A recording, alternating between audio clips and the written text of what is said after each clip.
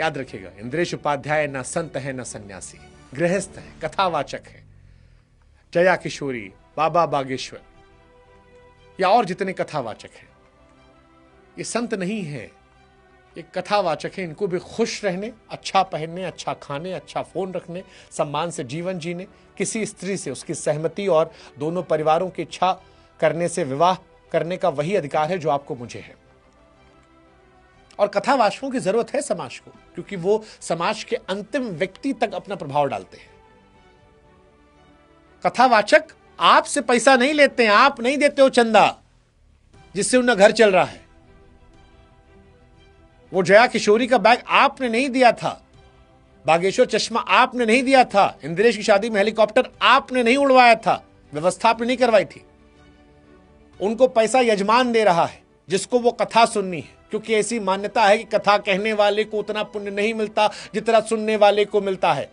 और जो कथावाचक ये कह रहे हैं वो खुद कई बार मंचों से कहते हैं कि हम 50 कथा सुनाएंगे, हमारा उद्धार नहीं होगा, आप 5 सुन लोगे आपका जीवन उद्धार हो जाएगा। हमारे पुराणों में इसका जिक्र है। हम और आप फ्री में कथा सुनने जाते हैं, चाहे यूट्यूब पर हो या सामने बैठ के। यजमान पैसा देता है, और जिस यजमान को दिक्कत नहीं तो भाई तुमको काहे दिक्कत है यार, तुम कौन होते हो? मेरा पैसा, मुझको कथा सुनना है, मैं खर्चा कर रहा हूं।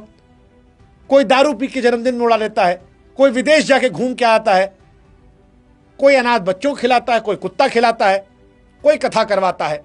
जिसकी जो मर्जी, अपना पैसा वो चाहे जहां खर्च करे, गरीब में बांटे, जानवर को खिलाए, विदेश जाके उड़ाए, दारू पी जाए, बाकी हर जगह माई लाइफ माई चॉइस।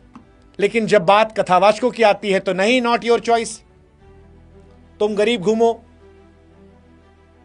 तुमको बेरोजगार रहना है, तुम भीख मांगो, क्योंकि वो सनातन की बात कर रहे हैं। ये बात आप बाकी जगह नहीं कह सकते। इसीलिए कई बार मुझे लगता है कि हमारे अपने ही हमारे सबसे बड़े दुश्मन होते हैं समाज के तौर पर।